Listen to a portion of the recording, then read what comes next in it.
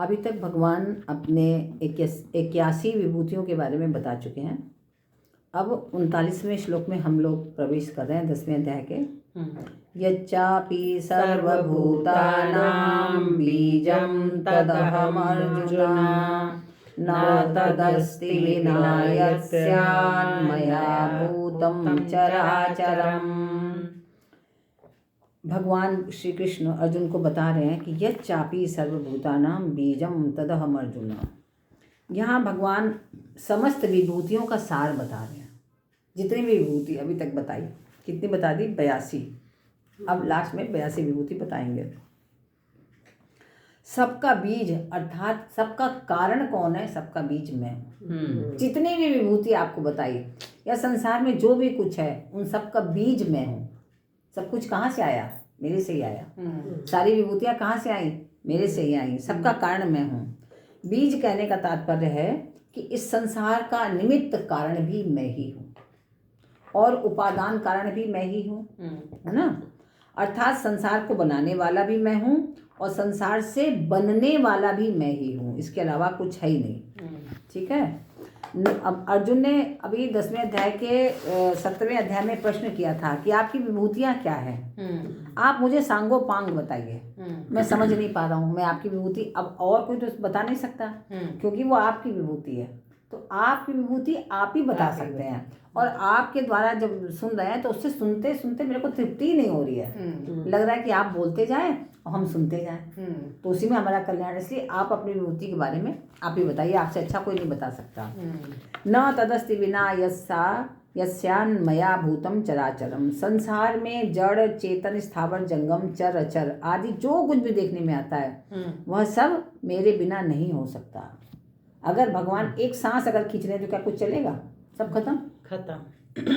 या जली जल सब जगह हो जाए, प्रलय हो जाए तो कुछ होगा? सब खत्म। तो सब मेरे से ही होते हैं, अर्थात सब कुछ मैं ही हूँ। हर जगह मैं हूँ। इस वास्तविक मूल तत्व को जानकर साधक की इंद्रियां, मन, बुद्धि जहाँ कहीं जाए अथवा मन बुद्धि में संसार की जो कुछ भी बातें आए उन सबको भगवान का ही स्वरूप माने।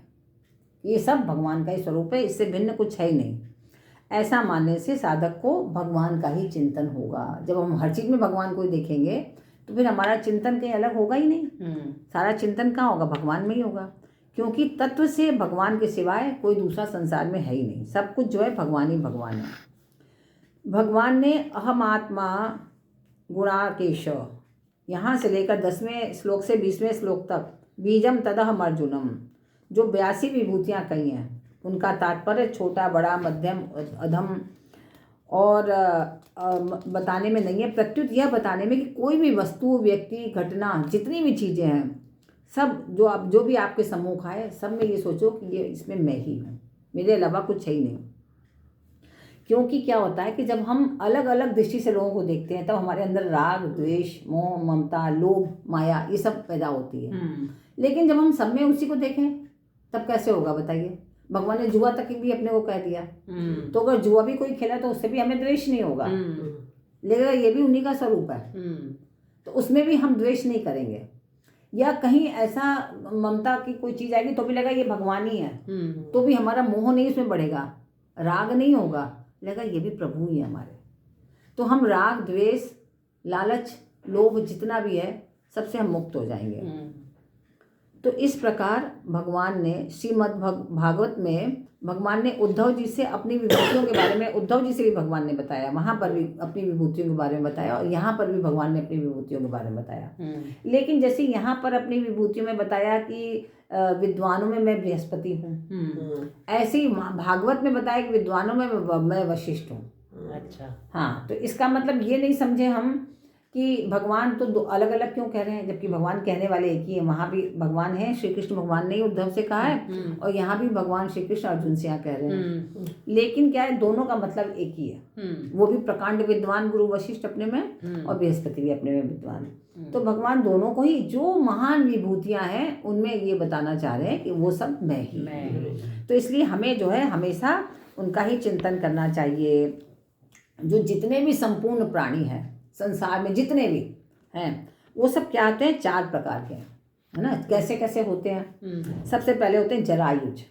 जरायुज मतलब हाँ कि जेर के साथ पैदा होते हैं जो लोग, है ना। के साथ जेर के साथ जो पतली सी एक मांस की एकदम बहुत महीन सी वो होती है ना, जिसमें बच्चे पैदा होते हैं लिपटे हुए, बाद में उसको फोड़ दिया जाता है, पानी भरा रहता है उसके अंदर, उसको बोलते हैं जेर। जेर बोलते हैं उसको। अच्छा हाँ तो जेर जेर जो गाय का बच्चा वाटर बैग, हाँ हाँ वाटर बैग जिसको बोलेंगे।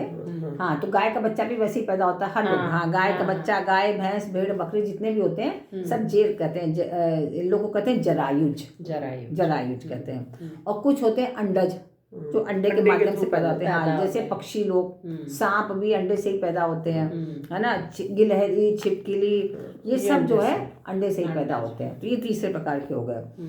चौथे प्रकार के जो होते हैं उनको बोलते हैं उद्भिज। उद्भिज मतलब जो पृथ्वी का छेदन करके तब पैदा होते हैं।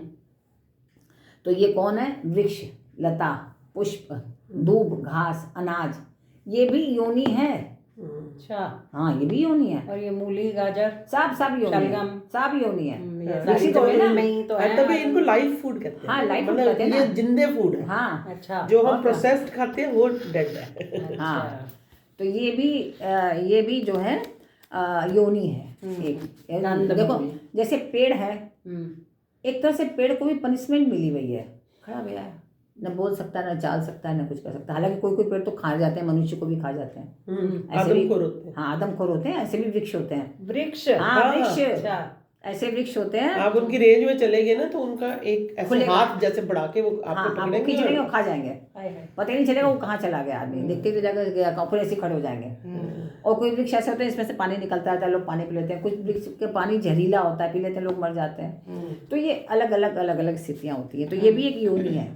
और चौथी योनि स्वेदज, जो हमने उस दिन भी आप लोग को बताया था। हाँ पसीने से पैदा होने वाली, जैसे लीख और जुएं ये सब होती हैं। और वर्षा में जमीन से पैदा होने वाले केचुए भी होते हैं। केचुए भी जमीन से ही पैदा होते हैं। तो इन 4 स्थानों से 84 लाख योनियां पैदा होती हैं। ये 4 ही स्थान है। अब इसमें से किसकी कौन सी योनि हो पता नहीं। इसलिए हमें हमेशा तुलसी की माला भी धारण करो, अच्छे कर्म भी करो और सदमार्ग पर चलने की हमेशा प्रवृत्ति को बढ़ाओ। इसलिए हमें इस तरह करना चाहिए। इन योनियों में 2 तरह के जीव होते हैं, स्थावर और जंगम, है ना। वृक्ष, लता, दूब, घास आदि एक ही जगह रहने वाले जीव जो हैं वो स्थावर कहलाते हैं। हाँ और मनुष्य, पशु, पक्षी आदि चलने फिरने वाले जीव जंगम कहलाते हैं। इन जीवों में भी कोई जल में रहने वाले हैं, कोई आकाश में रहने वाले हैं, कोई भूमि पर रहने वाले हैं। इन 84 लाख योनियों के सिवाय देवता, पितर, गंधर्व, इसके अलावा जो है वो देवता, पितर, गंधर्व, भूत, प्रेत, पिशाच, ब्रह्म, राक्षस, पूतना, बाल ग्रह आदि कई योनियां हैं। इन 84 लोग योनि के अलावा ये योनियां हैं। आप ये सोचिए, इन संपूर्ण योनियों के बीज अर्थात मूल कारण कौन है? भगवान है, इसके अलावा और कोई नहीं है। तो अनंत ब्रह्मांडों में अनंत जीव हैं, पर उन सब का बीज एक ही है, उसी से सब कुछ निकला है। इस सब रूपों में एक भगवान ही है, वासुदेवः सर्वम। तो हमें हर क्षण हर पल उनका ही ध्यान करना चाहिए, हर समय उन्हीं पे समर्पित रहना चाहिए।